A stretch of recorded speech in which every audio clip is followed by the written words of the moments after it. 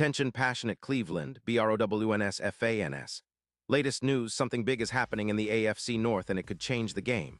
We're talking about a direct impact on Cleveland Browns' path to another Super Bowl run, a power shift that could leave a division rival stumbling for years. We're bringing this to you firsthand. But before that, if you're a true Cleveland Browns fan, subscribe to the channel to strengthen this passion even more.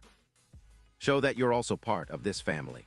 Let's help each other reach 1,000 subscribers. Share with your FRINDS and Cleveland, BROWNSFANS. Let's get to the news, so Browns fans, strap in because the situation with our quarterback situation is getting more intense than ever.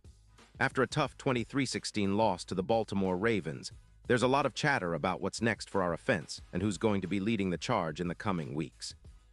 Dillon Gabriel, who's been our starting QB for most of the season, remains the guy we trust to get us out of the rough patches. If he's healthy, that is. But things got complicated on Sunday when Gabriel left the game at halftime after suffering a concussion, and Shedeur stepped in to try to keep the Browns in the game. The crowd was fired up when Sanders took the field, and you could feel the energy in Cleveland's FirstEnergy Stadium. Fans were eager to see what the rookie could do, especially after Gabriel's departure. But it wasn't enough to secure the win. The Browns struggled in the second half, and the offense couldn't get into a rhythm. Sanders finished with 4 completions for 47 yards, but his game was a mixed bag. He threw an errant interception on his second drive and took 2 sacks, losing a total of 27 yards. His quarterback rating ended up at 13.5, which isn't exactly stellar, but that's to be expected from a rookie stepping into a tough situation. Still, this game highlighted a lot of questions about our QB room and what's next. One thing's clear. If Gabriel can clear concussion protocol and get back on the field, he's still our guy for Week 12 against the Raiders. Head coach Kevin Stefanski was pretty straightforward about that, saying, "Dillon is in concussion protocol. He got checked at halftime. I don't know all the details." But he also made it clear that if Gabriel isn't ready, Shedeur will get another shot. The plan is to have practice squad quarterback Bailey Zappe ready to step in as the backup if needed. That's the reality of NFL football. Depth and readiness are everything, especially when injuries hit like this. Now, here's where things get even more interesting. Kevin Stefanski acknowledged that Sanders didn't get much practice time with the first team during the week, which is not unusual for a rookie, especially in a high-pressure game.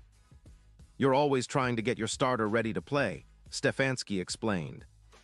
"When your starter is a rookie, those are very valuable reps. When your backup is a rookie too, you do everything in your power to get them as many reps as possible, post-practice extra meeting time. That's just part of how it goes. Bottom line, we trust all of our players." That's a big statement from the Browns head coach, trust in the guys we have, even when the circumstances aren't perfect. Shedeur himself took responsibility for his performance, admitting that he didn't play as well as he'd hoped. "I don't think I played good. I don't think I played good at all," Sanders said after the game. He pointed out the lack of chemistry with the offense, especially with Jerry Jeudy, noting that it was his first throw to him all year. That's understandable. Rookies need reps, and game experience is the best way to get comfortable.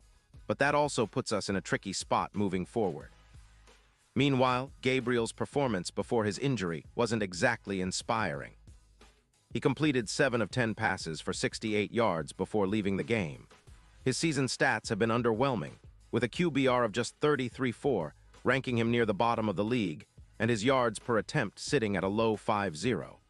For a team with playoff aspirations, that's not exactly what Browns fans want to see, especially considering the expectations at the start of the season.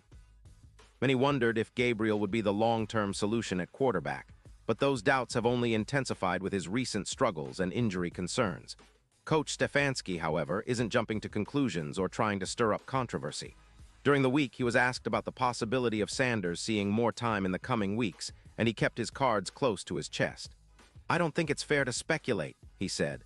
"We're committed to getting better as an offense." Dillon is certainly committed to improving every which way he can. All of our players, young players, are developing and working so hard behind the scenes to make sure that they're getting better on a daily basis. That's the kind of leadership Browns fans have come to appreciate, steady, focused on development and trusting the process. But the reality is, if Gabriel isn't able to clear concussion protocol and get back on the field, the Browns will have to rely on Sanders again. Kevin Stefanski expressed confidence in the rookie's abilities, despite the rough game. "We trust all of our guys. We trust them to perform. He's no different.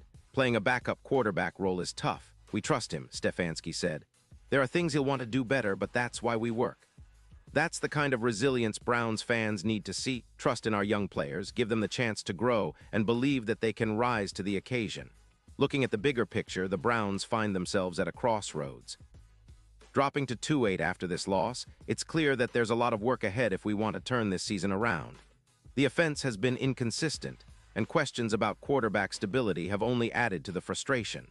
But this season also features a lot of young talent and potential for growth. Players like Jerry Jeudy, who's been a bright spot in the receiver corps, are working tirelessly to get better. And the coaching staff remains committed to developing our guys, trusting the process even when results aren't immediate. This situation with Gabriel and Sanders is a microcosm of the season: uncertainty, resilience, and the hope that our young players can step up when it matters most. Browns fans, you know how tough our team can be when everything clicks. We've seen flashes of greatness, and we believe that with the right health and a bit of luck, this team can still make a run. But it's going to take a collective effort from every player, every coach, and every fan. We have to believe in our guys, support them through the tough times, and stay hungry for that next win. As we look ahead to Week 12, the focus is clear. Get Gabriel back if possible, prepare Sanders for another shot, and keep the faith in our young core.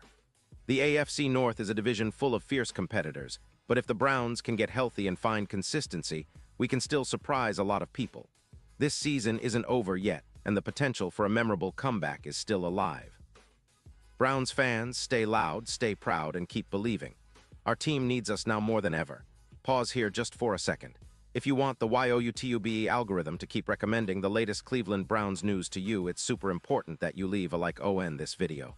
Go ahead, it's quick and it makes a big difference. Thank you. Now let us continue with the big reveal. And now, Cleveland Browns fans, I want to hear from you. What's your take on the quarterback situation? Do you believe Gabriel can come back strong, or do you think Sanders should get more reps moving forward? Drop your thoughts in the comments below. Your opinion matters so much to us and to the Browns. Remember, I'll be back soon with more updates, so stay tuned for the latest Cleveland Browns news. This season may have been a roller coaster, but our passion for this team never wavers. Keep the faith, Browns fans. Better days are ahead, and we're all in this together.